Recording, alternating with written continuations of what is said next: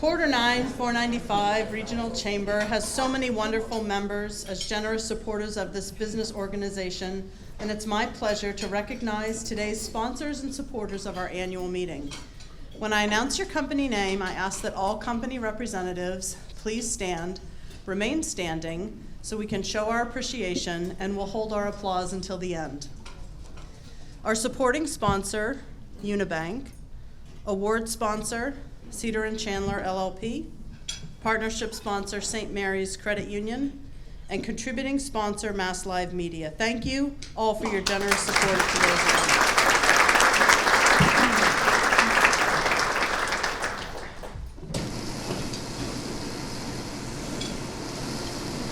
Joining us this morning, we have some special guests, and I would like to welcome them now. About a second.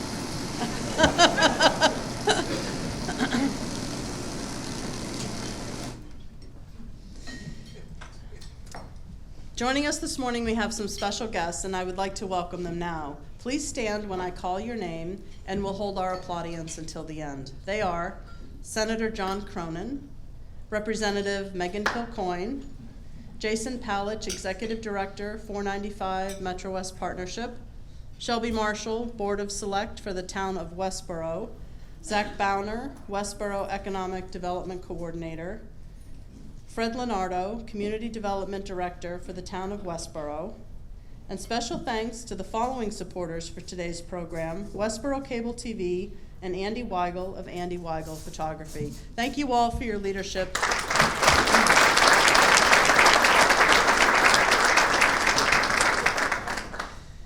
It's been a distinct privilege to serve as your chair of this chamber this past year. We're fortunate to have an incredibly dedicated chamber staff, board of directors, and volunteers who work tirelessly toward our goal of ensuring a stronger economic future for our members and for our region. The annual meeting is the perfect occasion for us to recognize our members that have contributed to the region and the chamber's success story. Since 2003, we have been recognizing members with awards for their excellence in business, leadership, and community contributions. And it's now my pleasure to present a few of these awards. The Chamber Champion Award. The first award recognizes a chamber champion for their outstanding leadership and significant contributions to the success of the Quarter 9 495 Chamber. Joe Sova has been a key member of the Avidia Bank commercial lending team for over 11 years and an active member of our chamber for 6. As a banker, he prides himself on being a great partner to his customers with his personalized customer service.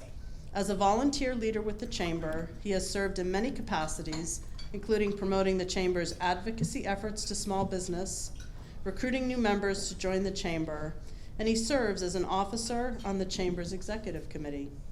In 2019, Joe graciously accepted the new leadership role of the chairman of the School Business Partnership Golf Tournament, which is the main fundraiser for the chamber's scholarship program. Joe had big shoes to fill since the former chairman retired after a 21-year track record of success, raising hundreds of thousands of dollars for our scholarship program. However, the chamber knew Joe was the perfect leader for this new role, since he was an avid golfer and a true stakeholder for our organization. Little did Joe know that he would find that all roads to golf tournament success would come with some bunkers along the way. For his first tournament, Joe had the worst weather day in the chamber's 34 history of golf outings, with periods of monsoon rain and loss of golfers due to the inclement weather. I don't know why. Who doesn't love to golf in monsoon rain? For his second tournament, the global pandemic arrived, canceling all in-person events. But by May 2020, the governor gave the green light for golf courses to reopen, and the chamber made the decision to move forward with a golf outing for early fall. However, this news came with great joy and trepidation due to tournament restrictions and golfer limitations. Like all true champions who want to make a difference, you never give up. And you do everything you can no matter what the circumstances are. Joe went above and beyond to ensure this tournament's success, with recruiting many new sponsor supporters, soliciting hundreds of dollars in new raffle prizes for the tournament, exceeding goals from their live auction and adding new enhancements to the tournament for the golfers to enjoy that included Almond's ice cream truck and an air cannon on the 13th hole. Against all odds, Joe and the chamber team did persevere and produced 3 of the highest income-producing golf tournaments under his leadership, resulting in a total of over $44,000 in scholarships awarded to graduating high school students in the last 3 years. Ladies and gentlemen, for his outstanding leadership and contributions to the Quarter 9 495 Regional Chamber, it's with great pleasure that I present the 2022 Chamber Champion Award to Joe Sova of Avidia Bank. Joe, please come forward to sit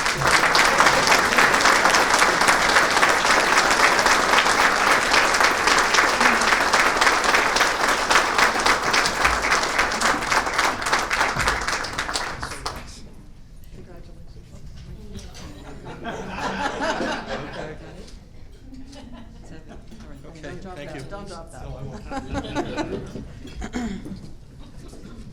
right. Young Business Professional of the Year. The next award recognizes a young business professional for their leadership, professional accomplishments, and volunteer service, exemplifying the mission of Hype 9. Heather Forchilli is the Northborough branch manager for Central One Federal Credit Union and has over 15 years of customer service experience and over 10 years of banking experience. She started her career at Central One in 2015, and in just 4 short years, she went from senior teller to branch manager due to her outstanding work ethic and passion for providing world-class service to their members. She's very active with the Chamber as the co-chair of the Tuesday Referral Group, a Business Forward Females member, annual volunteer for the Chamber's Community Service Day and golf tournament, member of the Hype 9 Steering Committee, and in June, she will ascend into the leadership role of chair of the Chamber's Young Business Professionals Group. In her spare time, she enjoys playing rugby for the Worcester Shamrocks Club and serves on the club's executive board as treasurer. Heather has been on a fitness journey for the past 9 years with diet, exercise, and a total mindset overhaul. In 2021, she developed a new passion for running and pushed herself way beyond anything she thought she could do with the goal of raising money for nonprofits. On her 30th birthday, she started training to run 30 miles and organized a fun run for Worcester girls on the Run program. From there, she applied for a charity bib for the 125th Boston Marathon, completed the race last October, and raised over $9,000 for the UMass ALS Salucci Fund. Now, her next goal is to raise $10,000 for Why Me and Sherry's House by completing a 100-mile ruck challenge. And there's no doubt in any of our minds, Heather will accomplish any goal she sets out to do. If you haven't already been inspired by the amazing spirit of this professional young woman, let me share her own motivational words she puts out to the universe on her LinkedIn page, and I quote, "Live positively, shop local, keep moving, eat more plants, and be kind." It is with great pleasure that the Chamber presents Heather Forchilli of Central One Federal Credit Union with the 2022 Young Business Professional Year of the Award. Heather, please come forward to accept your award.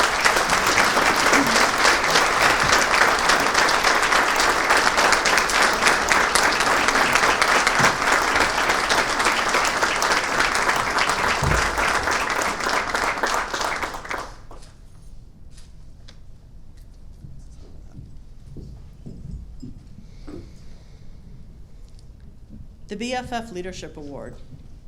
Our next award celebrates an exceptional woman in business whose leadership inspires other women to achieve their full potential. Alison Chisholm founded Choice Words, Chisholm Company in 1996 to share with her clients her passion for words with a purpose. She began her communications career in corporate public relations in New York and London, and in university news departments, including UMass Medical Center and Harvard. She's written many news and magazine articles on business, healthcare, and education topics. She is also a biographer of 2 books published on 19th and 20th century subjects who shook up the status quo of their worlds: steel manufacturing and engineering education. One of her proudest achievements was her first biography of 19th century Worcester industrialist Charles Hill Morgan, which took her 8 years to write. Allison's community contributions include serving as co-president of the United Methodist Church's Women's Unit, whose mission is to help women, children, and youth locally and globally, board member of the Worcester Education Collaborative, and executive committee member and trustee of Hartford International University for Religion and Peace. Allison has been an active member of the Chamber for 17 years and dedicated volunteer in many roles. She's a resourceful leader with great ideas for program topics and guest speakers for the Chamber's webinars. She served as a liaison to one of our Shrewsbury schools to help be a crucial link between the school and our business community with the resources they need, a networking facilitator at Chamber and BFF events, and supporter of the Chamber's annual golf tournament. Allison has received the Thomas Jefferson Award by Worcester Public Schools and received a key to the city of Worcester for her service as co-president of Friends of the Worcester Public Library. As you have just heard, Allison is an accomplished leader, networker, relationship builder, and humanitarian that has made significant contributions to the Chamber local education and her community. Please join me in welcoming to the stage Alison Chisholm of Choice Words and Company as our 2022 BFF Leadership Award recipient.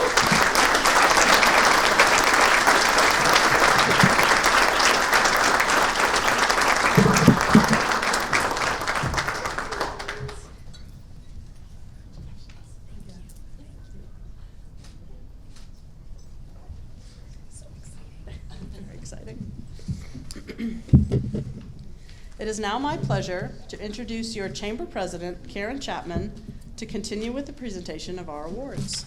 Karen.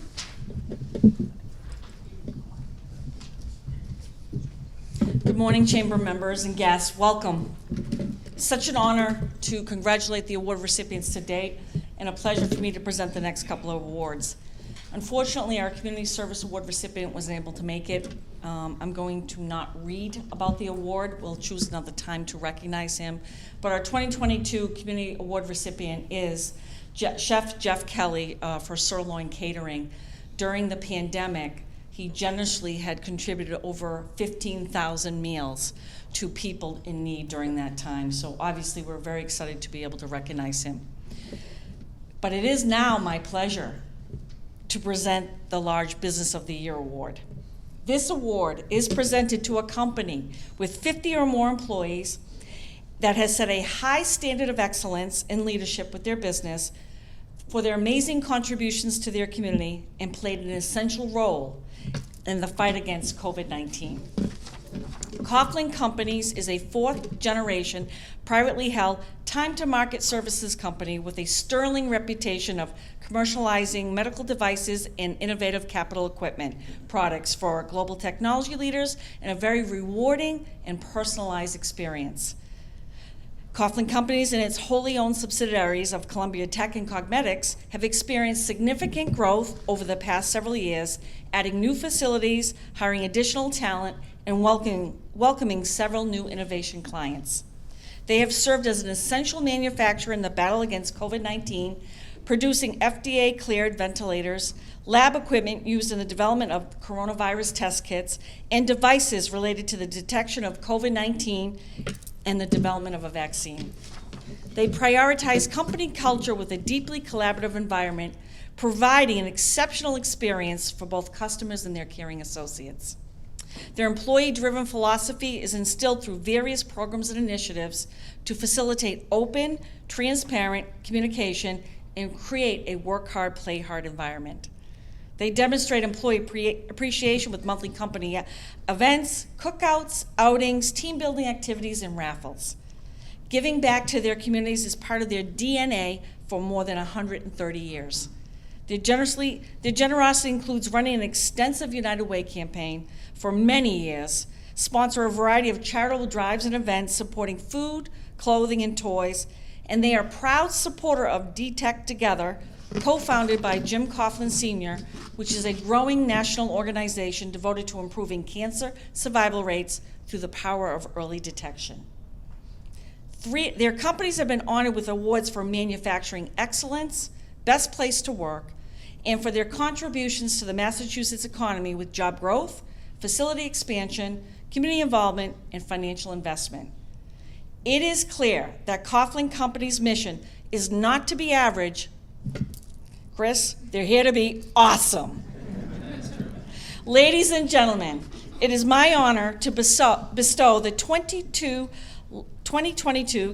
Large Business of the Year Award to Coughlin Companies, and I invite Chris Coughlin, President, CEO, and Chief Culture Officer, and Jim Coughlin, the COO, to come forward to please accept the award, and I invite all the associates of the company to please stand to be recognized.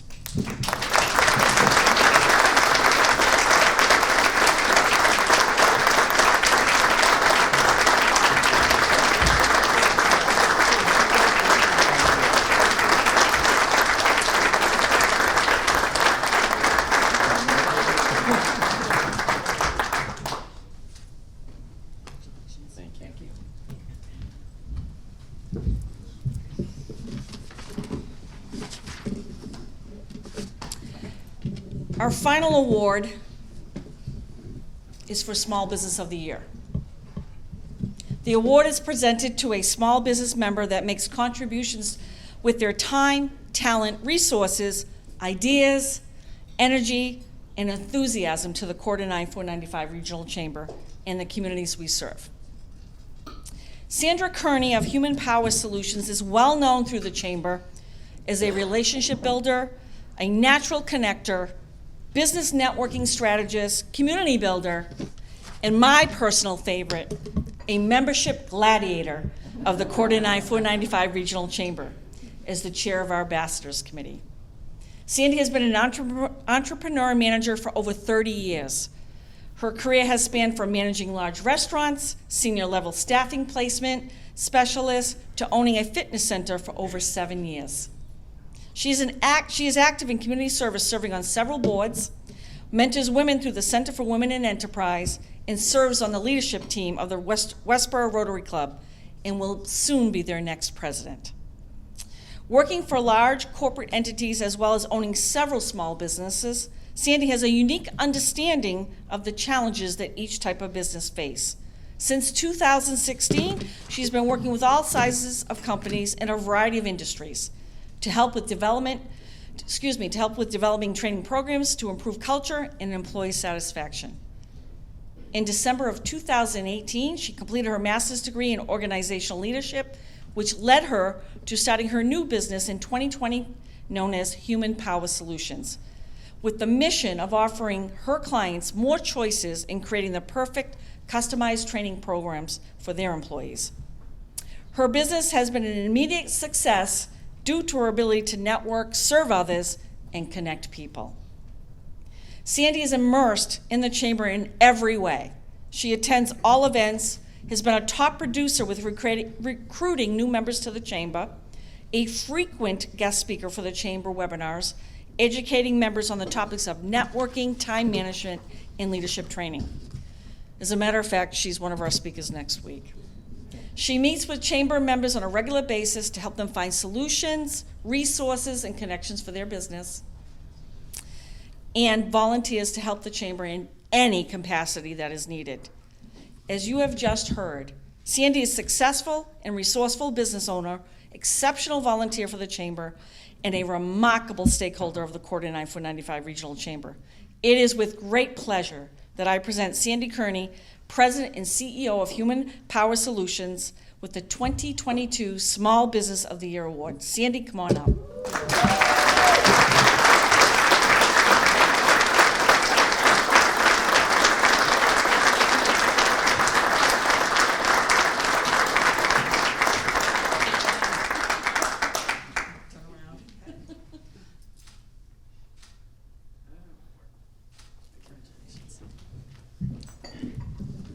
Congratulations to all of our award recipients.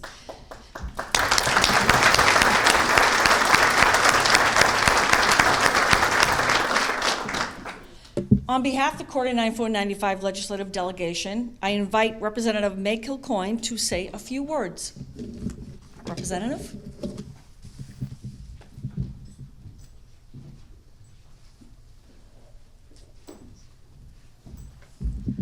everybody, and Karen, thank you so much for letting me come up here on behalf of my colleagues in the House just to offer our sincerest congratulations to all the award recipients today. It's truly an honor to be here and to mark the incredible work and outstanding leadership that you've done for these communities, and all that you've done just to not only enhance the business community in our region, but our overall community as well.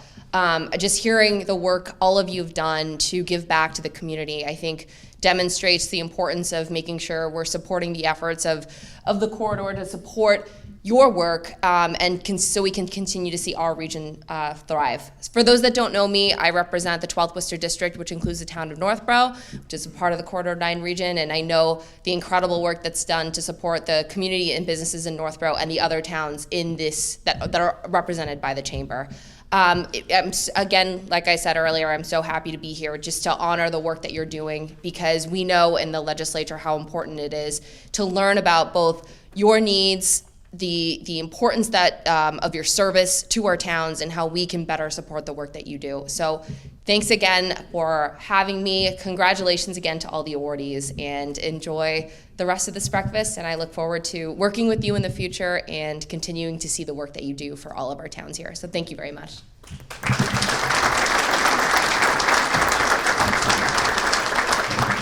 Before we hear from our guest speaker, we're going to introduce our members with milestone anniversaries and then introduce the Chamber's officers and Board of Directors for 2022-23. Today, there's a total of 29 members celebrating milestone anniversaries with us for the Chamber, and I mean milestones.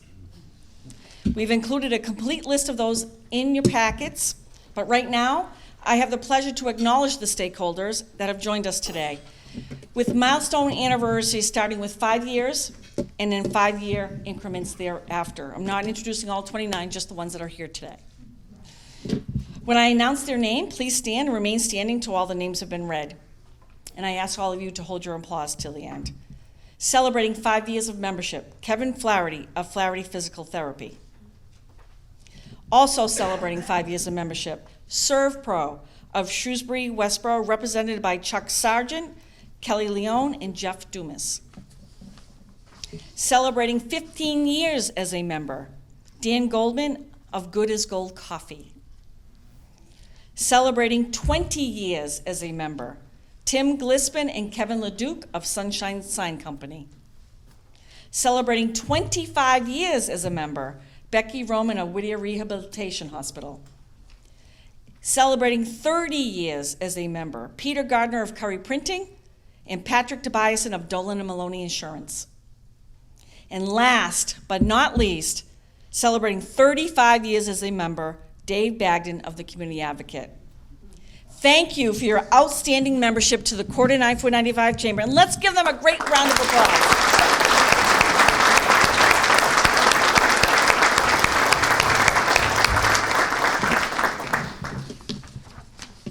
Since this event is about recognition, I'd actually like to just take a moment to express my appreciation to all of you for being great members and volunteers, and our Board of Directors for your gracious and generous support that contributes to the success of this organization.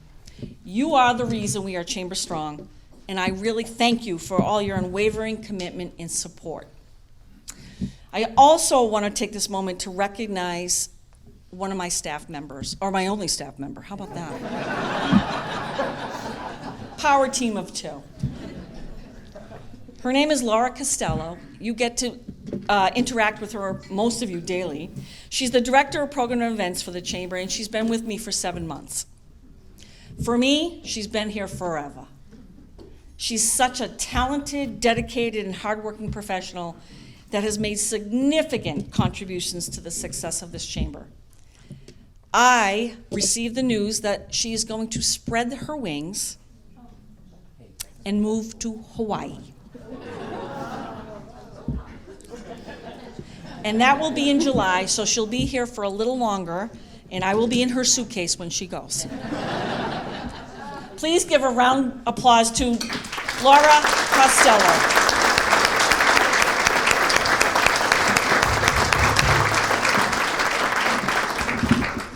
Now I'd like to invite your immediate past chair of the Chamber and current chair of our nominating committee, Becky Roman, Administrator of Whittier Rehabilitation Hospital, to introduce the newly elected officers and directors of the Quarter 9495 Chamber.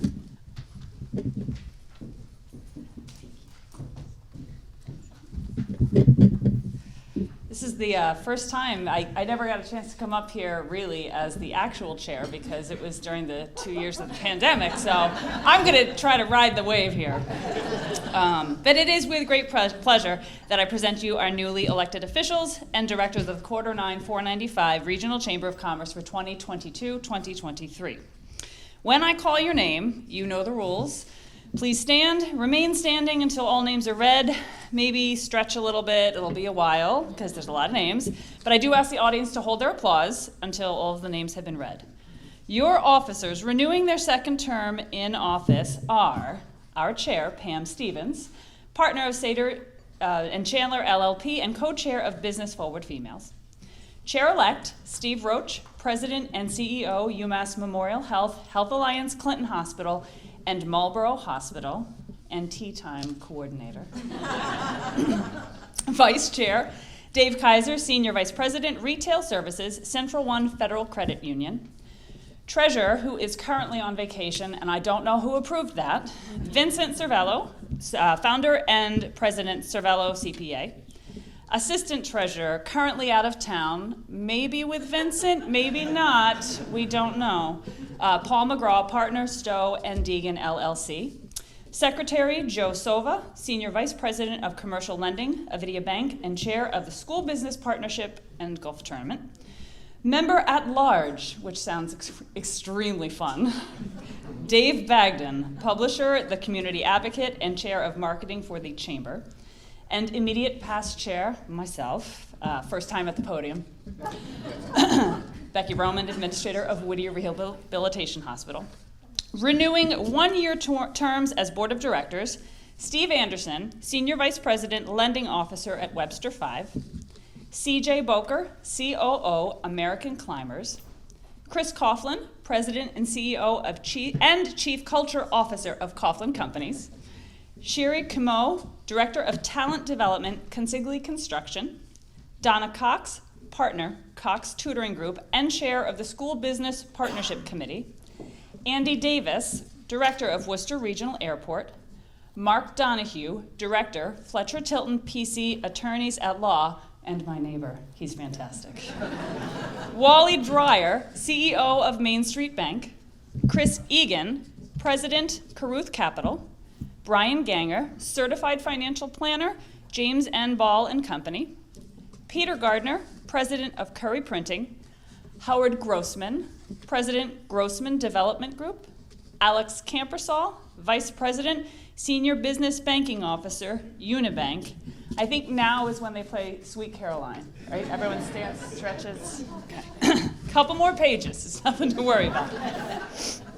Denise Kapulka Cariglia, I got that right, okay. Denise Kapulka Cariglia, Sales Manager, Knights Airport Limousine Services, and co-owner of Simply Delicious Catering and co-chair of Business Forward Females. Sandy Kearney, President, CEO of Human Power Solutions and Chair of Ambassadors Committee. Matthew Krumziak, President, Krumziak and Associates, PC. Keith Ledoux, Vice President of Sales and Commercial Line of Business and Business Development for Health New England. Joe McManus, Executive Associate Dean for Cummings School of Veterinary Medicine at Tufts University. Betsy Moquin, Vice President of People Practices, YMCA, Central Massachusetts. Elaine Osgood, CEO, Atlas Travel and Technology. Deborah Penta, Founder and CEO of Penta Communications. Eric Pereira, Junior Commercial Lending Officer for St. Mary's Credit Union. Patrick Royce, we're in the R's now. Patrick Royce, Vice President, Business Banking Officer, Webster 5. Pamela Sager, owner Sager Law. Mary Simone, General Manager of the AC Hotel. Dawn Smith, Private Wealth Owner, which I would like my title to be at some point in my life. Oasis Wealth Advisors. Henry Tessman, General Manager, Great Wolf Lodge, New England. And our newly elected Board of Directors with one-year terms, and we welcome you with open arms, Heather Forchilli, Northborough Branch Manager, Central One Federal Credit Union, Megan Jackson, owner of M. Jackson Accounting and Bookkeeping, and Larissa Thurston, President and CEO of St. Mary's Credit Union. And finally, believe it or not, serving in our volunteer leadership role for the Chamber's Program Committee, Mike Mills, business coach and associates. Chamber members and guests, please join me in welcoming your Q9 495 Regional Chamber of Commerce Officers Board of Directors and Committee Program Leaders for 2022 and 2023.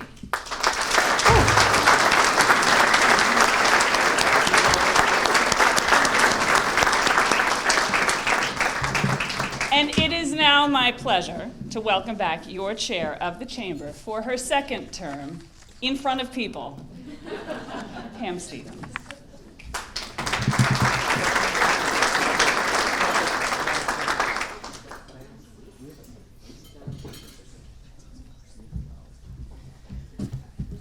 Thank you, Becky. Well done. It's a privilege to serve as chair of this fantastic organization for another term. And I'd like to take a moment to thank our board, ambassadors, program leaders, and members for their continuous dedication and service to this organization. The past 2 years clearly demonstrated the indispensable role that our businesses play in the overall health and success of our greater community. And as your chamber, we're so pleased to be able to celebrate great success and accomplishments due to your member support. As an event-driven organization, we discovered the value of both in-person and virtual events. Our virtual networking events opened the door to many new opportunities for collaboration. The Q9 495 Regional Chamber took the lead in organizing multiple virtual networking events with chambers of commerce across Massachusetts, so members could come in contact with many new people to develop business relationships. These events generated great results and often brought together nearly 100 business professionals. Business Expo returned this past April after a 2-year hiatus with 100 exhibitors and 500 attendees. The energy in the room was palpable, with members reconnecting and meeting new contacts for business. We united our region's policymakers at our annual legislative breakfast, with nearly 100 members in the room to discuss the current topics facing our local business community. We hosted 15 ribbon cuttings to celebrate grand openings of new business in our region. You know, quite an accomplishment for these business owners to step out during such difficult times and take such a big risk.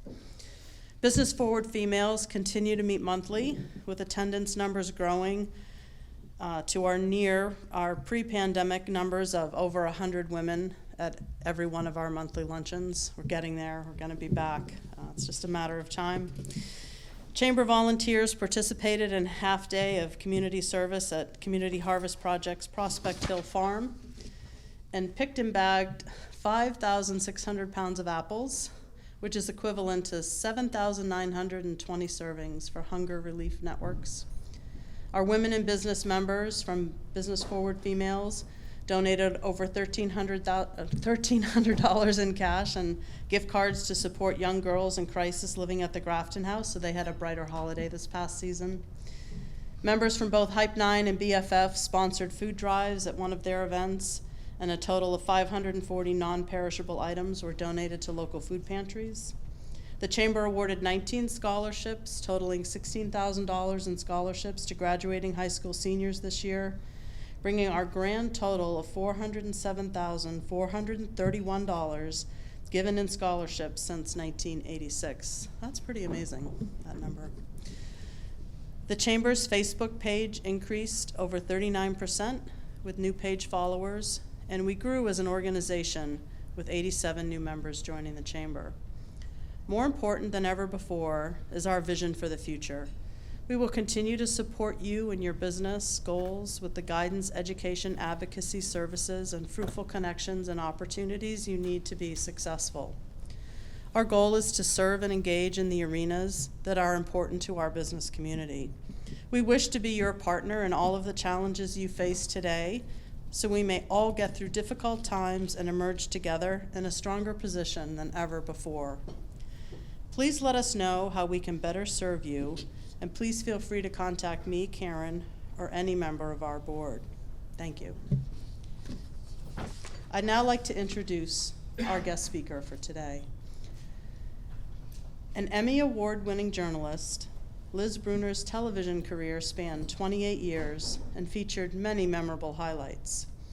Along with co-anchoring the #1 rated 6 p.m. newscast at ABC TV, WCVB News Center 5 in Boston, she conducted exclusive one-on-one interviews with prominent figures ranging from professional athletes to global political leaders, including President Barack Obama, as well as cultural icons such as Oprah Winfrey.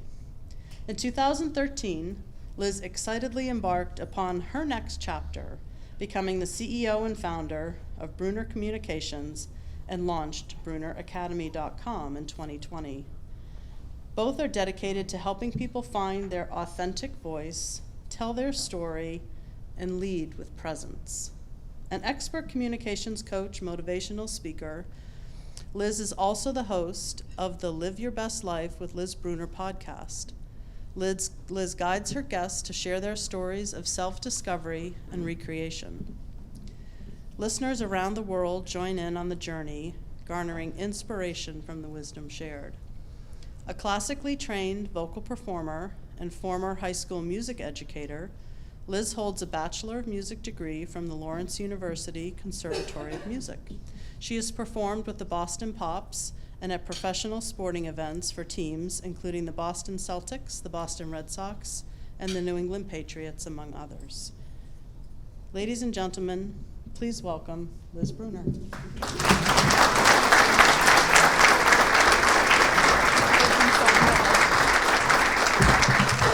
Good morning. Oh, come on, you can do better than that. Good morning. Wow. It's so great to be here today, and thank you, Karen Chapman, for inviting me, and Pam, thank you for that lovely introduction as well, and thank you to all of you for getting up early and leaving the comfort of your home in your bathrobes, however you're working from home these days, and coming out today to be here for this annual breakfast. Isn't it nice to be back in person? Oh my gosh, it's so wonderful. Just to be able to see your beautiful smiling faces, I absolutely love it. Isn't it hard to believe also that 2 years have gone by since we've really been gathering with people? And that was, of course, because of the pandemic starting in 2020. For most of us, I imagine, when we heard the numbers 2020, prior to the pandemic, what did we think about? We thought about going to the eye doctor, sitting in that chair and looking across the wall at the big E on the wall. And how was the tiniest little line we were going to be able to read to have 20/20 vision? You remember that? How many know what I'm talking about? You all know what I'm talking about, exactly. All right, don't we want to try and see clearly when we're in the ophthalmologist's office? Don't we want to have perfect vision? That's what we're all striving for. But I have a personal theory. I don't think it's a coincidence that the pandemic happened in the year 2020. I believe it gave us a time to have a closer look at our lives. What were our priorities? Were we in alignment with our vision? Were our lives where we wanted them to be? Maybe some of you even asked yourselves those questions. So many people made major decisions and major life changes, especially professionally. In fact, you may know this number, but in April of 2021, more than 4 million people voluntarily quit their jobs. That's the highest number in 20 years. Of course, now we're calling it the Great Resignation. Maybe some of you were a part of that, either by choice or by circumstance. Maybe some of you made lifestyle changes. Suddenly you adopted a pet. Anybody adopt a pet in here? Because I know a lot of people did. Steve did down here. Maybe you took on a home renovation project that you'd been putting off. And of course, being in quarantine, weren't our personal relationships really reevaluated? We started asking ourselves all kinds of questions. I think 2020 gave us an opportunity to really think about where our lives were and where we were going, and we began searching sometimes for a new chapter. Whether the pandemic gave you a chance to rethink your life or you were already there before the pandemic, I have always had a firm belief that no matter where we are in our lives, no matter how successful we are, no matter how happy we are, no matter how much money we're making, we should always be thinking, what else might I do next? I actually asked my table. Let's see, Steve wants to do golf. He wants to be a tea time. Ellen wants to be a sideline reporter. And Pam, she wants to go have a trinket store in Greece. Okay, go figure. But truly, it is rare these days that people stay in a career, stay in a job with the same company for 20, 25, 30 years. Gone are the days when you get the gold watch. At Channel 5, I got a rocking chair at 10 years. What I did with that, I really don't know. God willing, we are all living a little bit longer and hopefully healthier despite COVID. And the word retirement is completely evolving. And I always believe we should be asking ourselves, what else might I do? How else might I be living my life? How else could I be of service or offer and contribute to my community? My path has certainly had me asking those questions many times. And now as an entrepreneur, I like to say I'm currently in my 4th chapter. My first chapter was when I graduated, as Pam said, from Lawrence University's Conservatory of Music. I have a degree in vocal performance and music education. And I started out as a high school music teacher. I was singing semi-professionally in the Chicago area. And we also did these wonderful concert tours. We were in Austria, Germany, Switzerland, and we even went to Greece and Italy. And when we were in Italy, we sang for Pope John Paul II in Vatican Square. That was a pretty amazing opportunity. The whole square was filled with our voices. But after a couple of years of teaching, I just felt there was something more I was supposed to do. I had absolutely no clue what that was, but I thought, I just felt this deep down in my soul that there was something more. And so when my contract ended, I left, and I worked in retail for a couple of years. I had to pay some bills. That was chapter number 2. And of course, my 3rd chapter is probably the one that you know most about, which was my longest tenure at Channel 5. Well, 28 years in the industry, 20 of them at WCVB. Who saw me on the Eye Opener? Anybody out there? Okay, yeah. How about the 11 o'clock news, the opposite end? Exactly. And I did all of that without wearing the big J on my chest. J for journalist. I was a music major. And when people learned that I was a high school music teacher, and then I had this amazing television career, at first they said, how'd that happen? How do you go from that to this? Well, as a singer, I was sharing stories through song. And as a journalist, I was sharing stories with my voice and the spoken word. It's all storytelling. That's all it really is. And I obviously had wonderful opportunities and the privilege of interviewing many people from all walks of life. You heard Pam talk about Oprah and President Barack Obama. And mind you, it took me 4 years to get that interview with the president. And people were making fun of me in the newsroom. There goes Liz again, writing the White House. Yeah, because nobody was answering my emails. I was sending it to a generic email address. There was no name. Until one day, I got an email back. And it actually had a name attached to it, and I pounced on that. And lo and behold, I got my interview. Talk about perseverance. I really needed it to get that interview. But no matter your politics, it truly was an honor to interview a sitting president, and I was the only Boston reporter to do so during his 2 terms. I covered many major events, of course, such as 9/11, and my role with 9/11 ended up being covering the victims' families. We had gathered a group together at 6 months, the very first time in our studio. You can just imagine the emotion in that room. It was so raw, it was so palpable. They were holding pictures of their loved ones with tears streaming down their faces. They were playing with their wedding rings, pulling them up and pulling them down. They weren't sure whether to leave them on or take them off. The emotion was so strong and raw.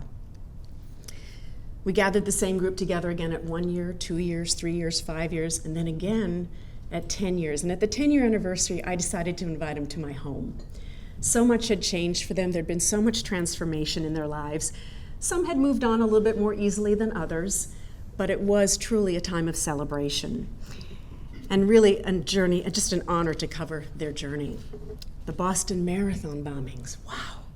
I had been on vacation the week before that Marathon Monday, and I had left some stories to be edited while I was gone. And I thought, I'm gonna go in early because I lived literally 2 blocks from the finish line.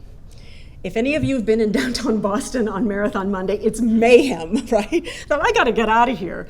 So I left to go to the station early. My shift technically started at 3:30 in the afternoon, and I was there at 2:30. And I went in with my hair in a ponytail and no makeup on.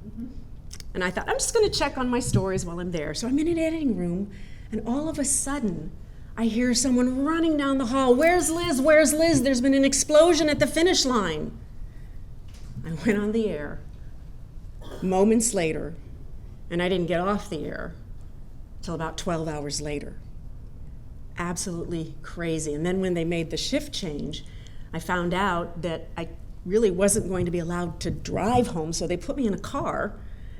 And when I got 2 blocks away from my building, the National Guard with their armed rifles, I don't even know what they were carrying, but they were very scary. And they said, you can't go any further. You're going to have to get out and walk around. I said, it's 3 o'clock in the morning. I'm not going to walk around by myself. We may have terrorists out there. I don't know. You can't go any further. Thankfully, there was a valet service at my building, and I called. I said, can you please come over and get me? Because I was not going to walk around in the middle of the night, and they did safely bring me home. What was so hard about that story was I couldn't escape it. I'd go into work and we'd have these 12, 13-hour shifts, and I was talking about it 24/7. And then when I finally was allowed to go home and drive home, proving my identity that yes, I did live in this building, I would look out my windows and I would see the debris-laden Boylston Street. I would see the growing memorial at Copley Square with the teddy bears and the candles and the sneakers that were there. And then I'd look out the other window of the dining room and I'd see these investigators walking hand in hand in their sterile white suits, inch by inch, going over the Boston Public Library looking for any piece of evidence. It was so hard to escape. And it was so emotional for all of us. I finally had to go in and go over to Copley Square and just kind of allow myself to grieve and process some of that emotion. I covered other major exclusive stories too, the medical miracles of a face transplant, a double hand transplant when you're covering all of those things, and of course a lot of sports championships, the NBA championships. Come on, Celtics. Let's do it. Where are my Celtics fans? Please be in here. Yes. Yes. Come on. We got to do it. I thought for sure they were going to do it the other night. And of course, there were the bloopers, and some of you who's raised your hand and said that you watched the eye opener. Anyone remember Jim Boyd falling off his chair? Yes, indeed, he did. Oh my gosh. We were doing a story about, being an extra at the Garden for something, and he pretended that he was going to jump up and go down. He literally fell off his chair onto the floor, and I turned and I looked at him and I said, "We've lost Jim. Are you okay?" And he's laughing hysterically. And then I turned to David Brown and I said, "Well, what's the weather for the weekend, David?" There was a time when I about had a wardrobe malfunction. I'm wearing a suit jacket and my button literally pops off. And I'm sitting there thinking, I can't breathe. My floor director is in front of me, and he's laughing so hard that his whole body is doing this and shaking, and I can see it out of the corner of my eye, and I'm thinking, Liz, just hold it together, don't breathe, you're gonna be okay. Whew, thankfully it was all right. Or this one, which was really embarrassing. I meant to say medical annals. And I said, you guessed it, anals. Yeah, that's what happens when you don't pre-read something at 5:30 in the morning. But truly, very fortunate to have had the career that I had. I loved working in television. I loved the storytelling. But the industry was changing so much from the time I had started in it. Now, granted, it has always been very competitive, extremely competitive. It may be one of the most competitive industries there are. Somebody always wants your job. There's someone who, especially when you're in the chair I was in, as one of the main anchors, somebody always wants your job. And if you think about it, with Nielsen ratings, we're being judged every 15 minutes.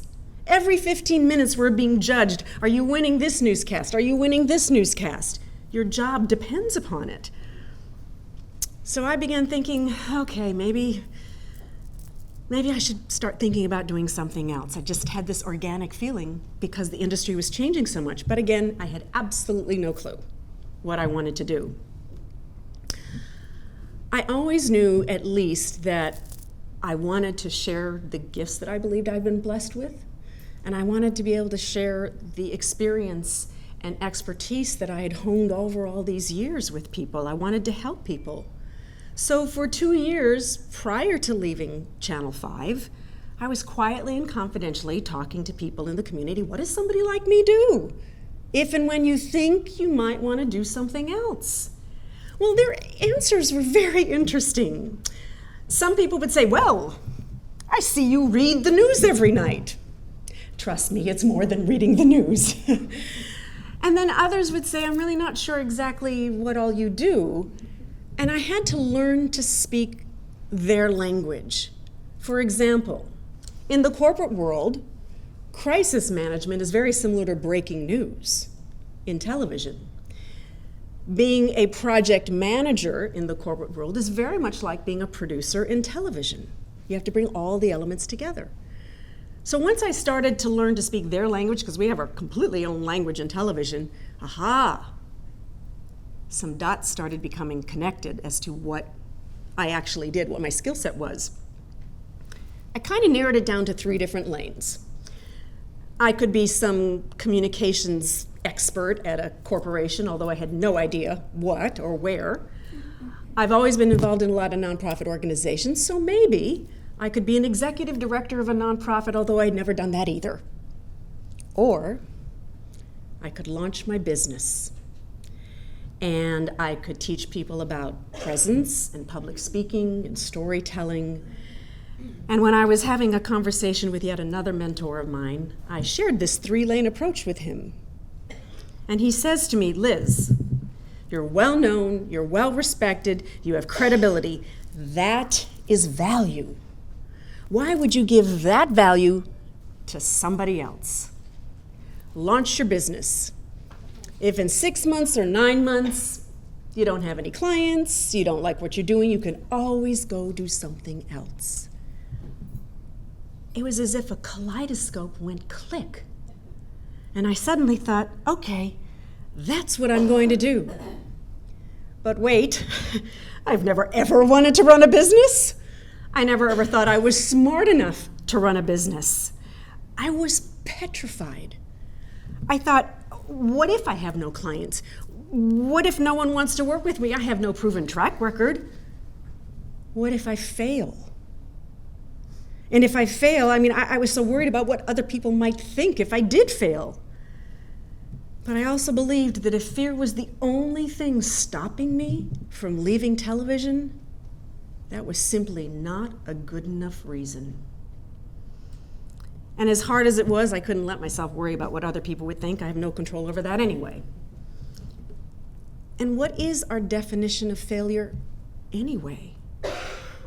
What is your definition of failure?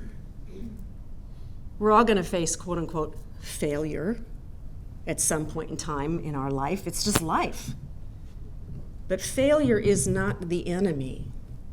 Not learning the lessons is the enemy. A quote by Dr. Robert Schuller truly kept me going and gave me so much courage, which is, what would you attempt to do if you knew you would not fail? What would any of us do if we believed we wouldn't fail, if we didn't allow fear to stop us? I took a leap of faith, and I launched my business, Brunner Communications, in 2013. I truly felt like I was jumping off of a cliff and hoping there would be a parachute. At least when I went skydiving for the first time about 7 years ago, I did have a parachute on my back. And if someone had said to me 10 years ago, Liz, you're going to be running your own business, I would have said, absolutely no way, I am not interested. And yet here I am. Starting my business was truly scarier to me than leaving television and jumping out of an airplane. When I jumped out of an airplane, it was 30,000 feet, by the way. That's how high up I was, traveling at about 200 some miles per hour for 60 seconds. Anyone gone skydiving in here before? Yeah, it's terrifying and exhilarating at the same time, isn't it? Whew, my goodness. But yet here I am, This October, I'll be 9 years in business. 9 years. How the heck did that happen? I have absolutely no clue, except I do know one thing. I've surrounded myself with really good people. In fact, some of my team are here today. Dan is here today, Martha's here today, Kristen is here today, and I'm so grateful. Being an entrepreneur, who are my entrepreneurs in here, small business owners? Yeah, it's not for the faint of heart, is it? It's one thing to have a vision. It's another thing to implement it, because it takes initiative, determination, perseverance. You have to make that decision every single day to get out there and put yourself out there. Pre-pandemic, I was on a plane every week, crisscrossing the country, working with clients one-on-one and also doing speaking engagements and leading workshops, and I loved it. And just before the pandemic hit, as you heard Pam mention, I launched my podcast, Live Your Best Life with Liz Brunner. My guests are really amazing. They've transformed their lives, they've risen above challenges and tough times, they've created next chapters. Robin Roberts of Good Morning America, Brian Tracy, who's an international speaker and best-selling author, Jack Canfield of Chicken Soup for the Soul series, just to name a few. By the way, I invite you to check out my podcast. I'm on all the major directories, okay? We're about to cross over 30,000 downloads, so please check it out. My podcast is really about my vision for my life, both personally and professionally, which is I want to teach, I want to motivate, and I want to inspire people to live their best life. And then it happened. The world faced an enemy we had never known, COVID-19. By mid-March of 2020, every single client engagement I had on the calendar started canceling all the way through June. They were just completely gone. And as the months rolled on, I was becoming more and more terrified. Can I keep my business afloat? And if so, how? I felt like I was back to square one. I was back to the beginning of trying to figure out how to run a business again. And I had so much fear over that. And I, like many people, many of you probably in this room, we all had to pivot. We all had to figure out what's that next thing going to be? How are we going to do our businesses? And I had to find a way to take my client engagements for always in person with a videographer and now figure out how to do it on Zoom. Now, lucky for me, because of my years in television, I know how to do virtual really, really well. And if any of you have to still do virtual work, which I imagine you do, I like to tell this to all my clients. I'm going to share it with all of you. If you're doing anything virtually, guess what? You are now a TV star. And you have to act like you are. You have to act like you are. If you want to communicate, connect, and engage, one tip, look into the camera, not at the monitor. Look into the camera. Slowly, clients began coming back and new clients came, but I didn't pay myself for the entire year of 2020 until the month of December. And when I initially applied for PPP funding, it was just a small amount, but I'm like, I need something. I was initially denied. The banks suggested that I wasn't in business, even though I had every piece of documentation to show them that I was in business. Now, granted, I didn't maybe have as much revenue coming in as I did pre-COVID, but I was still in business. And I honestly thought it was more important to pay the members of my team to help me keep my business afloat than paying myself, although my accountant told me not to do that. And I learned something. For any of you entrepreneurs out there, and you may know this already, it was a lesson I had to learn. Not paying yourself is a big mistake. You have to pay yourself first, even if it's a small amount. No doubt many of you struggled and experienced similar situations in trying to keep your businesses afloat and maybe trying to save jobs for your employees. In spite of the tremendous hardship that COVID-19 brought to the entire world, it may sound odd to suggest, but there was a small silver lining at the time for which I'm at least very grateful. The pandemic slowed down my business enough that I could get off that crazy treadmill, being on a plane every single week, and it gave me time. It gave me time that I would not have had otherwise. And that's when I launched BrunnerAcademy.com, my online learning platform. I had actually thought I was going to do it in 2021, but I fast-tracked it and did it in 2020.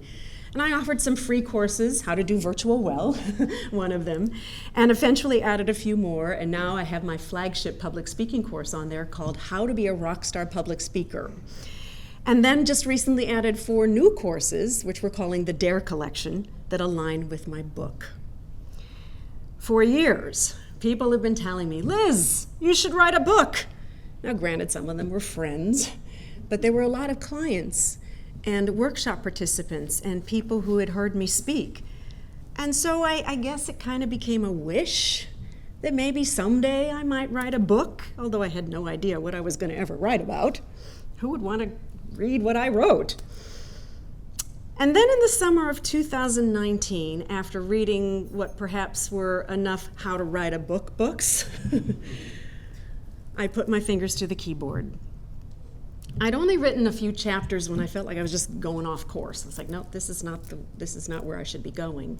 And so I stopped writing. And as it happens, life gets in the way. Responsibilities get in the way. So I just left it alone. And I didn't pick it back up again until April of last year, when I got connected to Grace Point Publishing and a program that they offered, and they gave me a writing coach. And I bravely shared those first early few chapters with her. And she would say to me, Liz, I want to know more about this story. I want to know more about that story. Keep writing. You really want to know more about that? Okay, here goes. I continued to write. And I discovered the more I had to say, the more I wrote, and the more I wrote, the more I had to say. I just kept going. I was compelled. And I felt like the stories were just pouring out of me. And by the end of July, from April to July, I had completed my manuscript, Dare to Own You, Taking Your Authenticity and Dreams into Your Next Chapter, and it was published last November. Wow. The impetus for the book was a quote from my grandmother, Dr. Dorothy Chaco. No knowledge is ever wasted. Think about that for a moment. No knowledge is ever wasted. In fact, that was actually the original title of the book. Every experience we have, good or bad, every job we have ever held, it's all knowledge. And when we explore that knowledge, those experiences, we can begin to connect the dots. When we take time to connect those dots, we begin to own more of who we are, our authentic selves. And when we do that, we can begin to think about and create those next chapters. So I want each of you to think about what dots, what themes, what patterns can I look at and discover in my life so that I might be able to create a next chapter. Now, some people call it reinvention. There's nothing wrong with that. I actually like to call it recreation. To me, reinvention means you're doing a complete 180 and you're having to learn everything all new. And I think more of us probably recreate because we carry those experiences with us. We take all of that experience, we take all of that knowledge, and we recreate our next chapter. Now, believe me, I do not have all the answers for how any of you are going to do that. I can only share my path.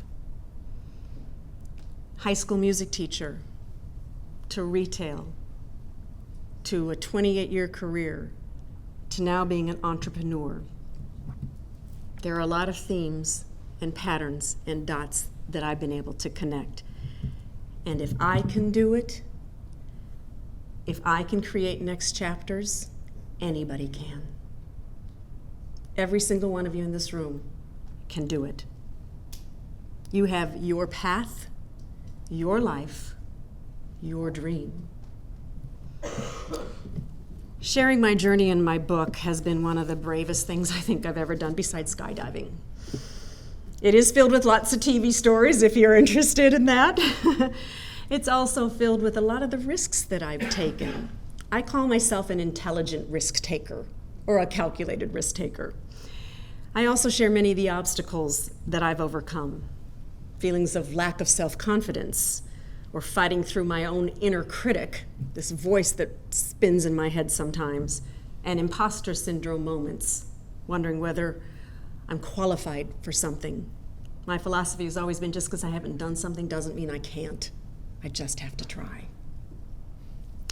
I think all those feelings are things that many of us have, but maybe we just are too afraid to acknowledge them. It's scary to be vulnerable and, yes, authentic.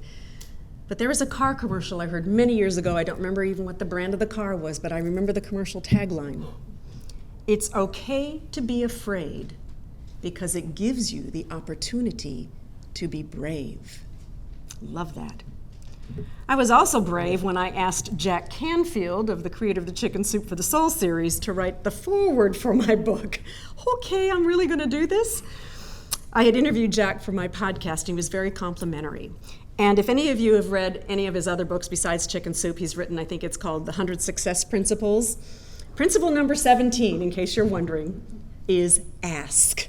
I thought, okay, I'm going to take your advice. I'm going to ask. I sent him an email, and I said, would you consider writing the foreword for my book?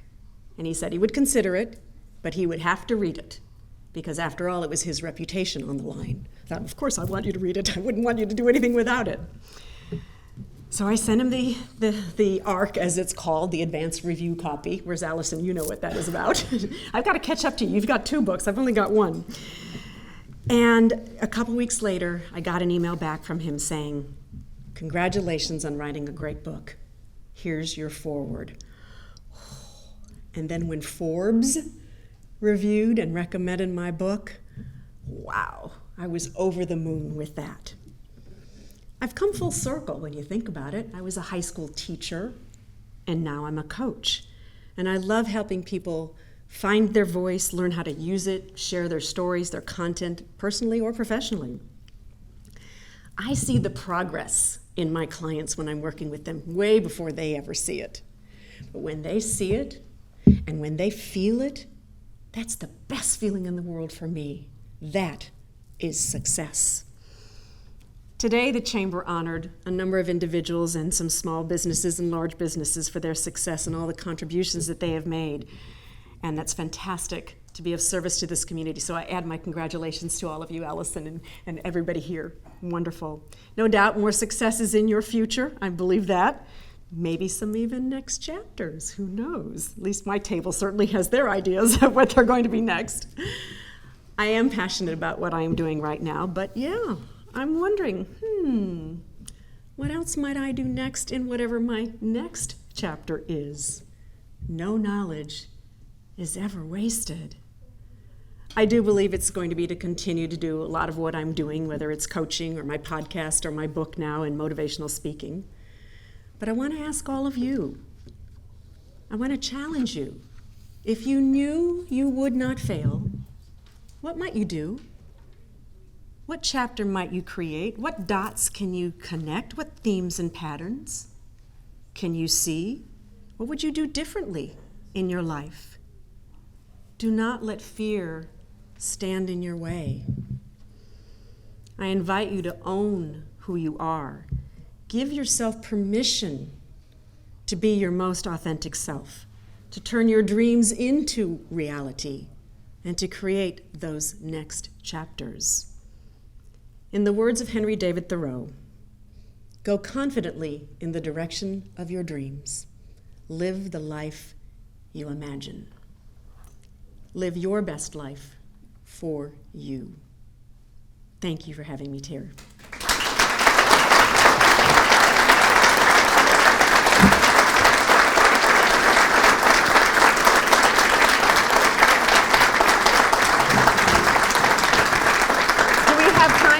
For questions? Okay. Yes, we do have time for a few questions. So who has a question? You can ask me almost anything.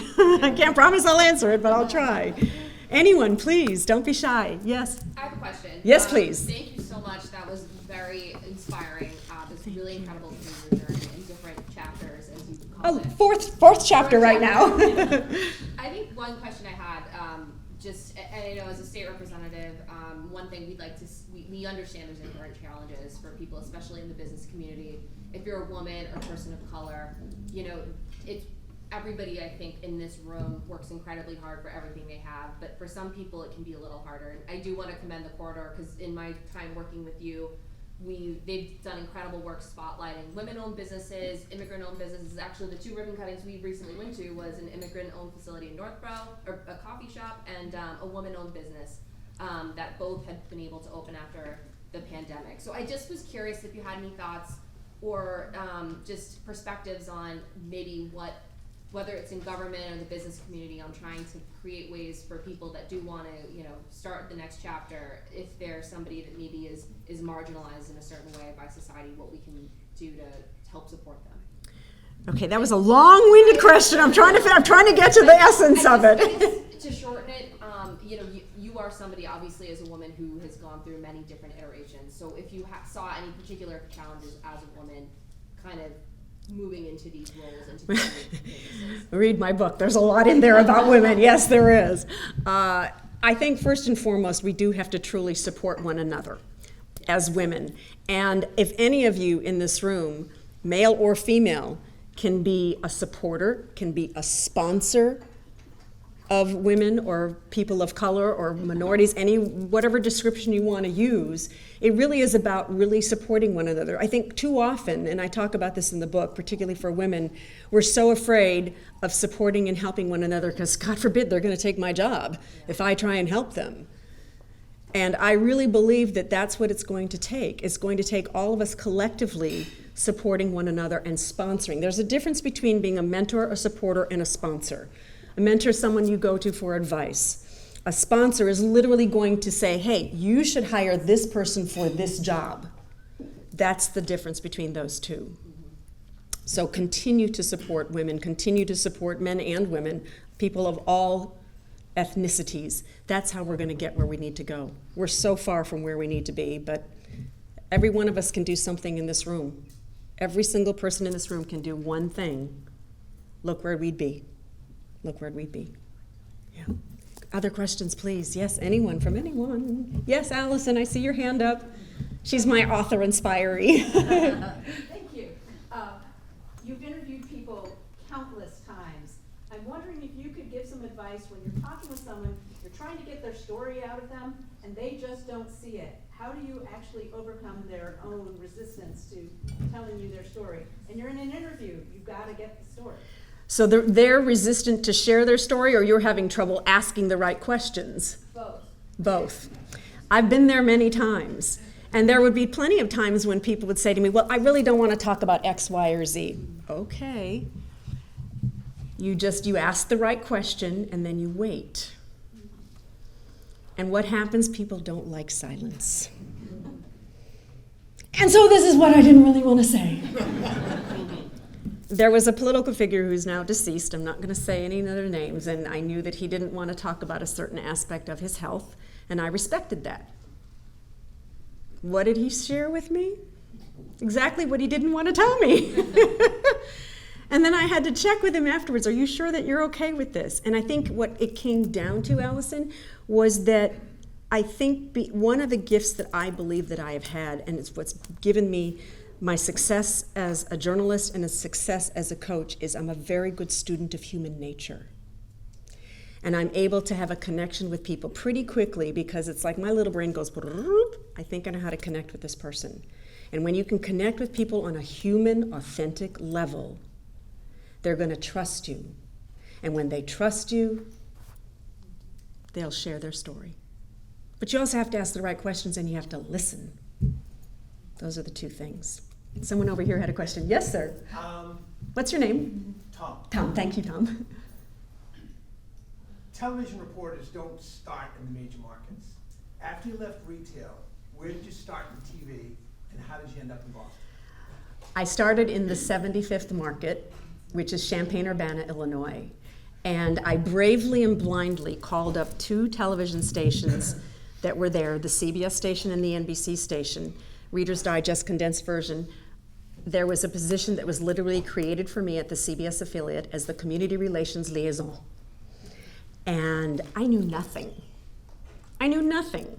I learned everything from the ground up. And so that was my first market. And anytime they asked me to do anything, I said, sure, yes, okay. How about we want you to do the weather? Okay. I'd go home and go, what did I say yes to? I'd watch the Weather Channel before I went in. And I would study every bit of AP wire copy I could possibly study. I was at that station for 3 years, and little by little I ended up on the air doing a little talk show besides doing the weather. Then I got invited to Tampa, Florida, which was the 13th market. And I came in as the director of community relations. I was the only female in upper management. Talk about a good old boy network and, martini lunches, and I'd be like, what am I doing here? And then I was there for 5 years, and within the first year of being in Tampa, again, I was tapped to be the morning news anchor, and I still kept my management job. I was working about 80 hours a week. I'd get up at 3 o'clock in the morning. I was at work at 4 a.m. I was on the air at 5. By 9:30 was management time. I'd go upstairs, put my manager's hat on. It was not easy. Not easy, and I talk about why it wasn't easy in the book, so I encourage you to check that out. And then I was there for 5 years, and then I came to Boston for Chronicle. What a wonderful way to learn about New England, so wonderful. And within a year, they tapped me to be the eye-opener news anchor, and you're going to continue to do Chronicle. I'm like, well, okay, I've done this before. I've worn 2 hats before. Did I have a sign on my back that says, please give me 2 jobs to do at the same time? That was a little crazy, but that was my trajectory. So you're right, most people don't start even at the 75th market, but that's where I started. Answered your question. Good. Next question. We have time for one more, I think. Yes. Thank you for your speech. It was really awesome. But what do you think the most challenging thing about writing, starting your book? How did you sort of lay it out? I'm curious. What do you think is the most challenging thing about writing it? Well, as I said, I'd read all these books about how to write a book. Because even though I wrote news stories, it's very different than writing a book. And I really didn't know. And they would say, okay, you should come up with an outline. And then you should come out with chapter titles. And then you should write a synopsis of each chapter. And then you should write the chapter. That's not how my brain worked. I'm used to taking massive amounts of information from doing an interview and condensing it down to a shorter story. My brain went from this to this. They're saying, do this and go this way. It doesn't work for me. That's just it. And again, when I started, I felt like I was going off course. But believe it or not, that off course section became the template for my How to Be a Rockstar Public Speaker course on BrunnerAcademy.com. So no knowledge, no experience, no work, no writing was wasted. And then again, I just put it aside. And when I picked it back up again and had the writing coach, and really all she did was say, I want to know more about this and I want to know more about that. And I just was sort of stunned and thought, wow, okay, really? And once I started, I think there must have been something that shifted for me where I was really ready to write. And I had the time because of the pandemic in many respects. And I just kept writing. And I would wake up in the middle of the night. I got to write this down. And I'll share one more story because I do believe that there is divine timing and things happen sometimes that just are unexplained. And I was near the end of the book, and I was in the last chapter, and I was writing, and I stopped because I thought, I know I need to go somewhere next, just not sure what it is. And I love to walk the Charles River, and I'm usually over there at 7 or 7:30 in the morning, and now I'd been writing all morning. It was 10:30, and there was a woman that I had met as we were following the swans last year along the river, and we had been DMing, and she said, will I see you tomorrow? I said, I'll be there, yes. Well, I wasn't there. And so I'm thinking, I'm walking over, and I thought, I wonder if I'm going to see her today. Because she was always there early, and now it's 10:30. And I walked over the footbridge, and who's the first person I saw? Was my friend. And she says, you're late. I said, you're still here. And she said, how come you're late? I said, well, I'm writing my book. And she said, what are you writing about? So I told her. And besides being a photographer on the side, she's also a counselor. And she started saying, when I'm working with clients, da-da-da-da-da-da-da-da. And I went, I gotta go. I gotta go. The words that she shared with me clicked for me, and I knew that was the next place to go. I just needed that little something, little spark, and it sent me on the path. And I happened to finish the book that day, and it was 5:30 on a Sunday afternoon. Finished the manuscript, I should say. The editing part's a whole nother world. I finished the manuscript, and I went, oh my gosh, I have just finished writing my first book. I still can't believe it. When I walk in Barnes & Noble and I see it on the shelf, I'm like, oh my God, there's my book. And hopefully I'm going to see it in Tatnuk, who is here today. And in fact, the store is going to be open here momentarily. But thank you for having me today. It's been an honor and a privilege and a pleasure to be with you, and had a chance to meet a number of you before the breakfast, and I hope I have a chance to meet more of you now. But you guys are a great group from everything I've heard so far. I wish you continued success. I wish you continued next chapters, and thank you.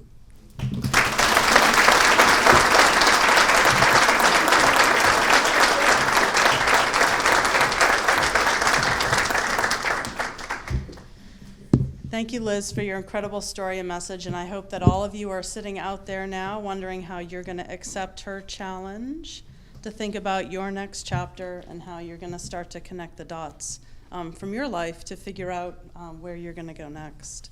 Liz will be available after the breakfast for anyone who would like to purchase her new book. We'll be happy to sign that for you, and there's paperback and hard copies available.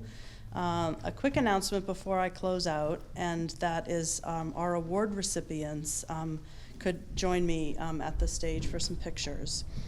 And I'd like to leave you today with a quote from Indra Nooyi, most famously known as the CEO and board chair of PepsiCo, who was instrumental in its lucrative restructuring and diversification. Her words speak eloquently to the job at hand for the Quarter 9 495 Chamber as we continue to adapt and evolve in our changing post-pandemic world.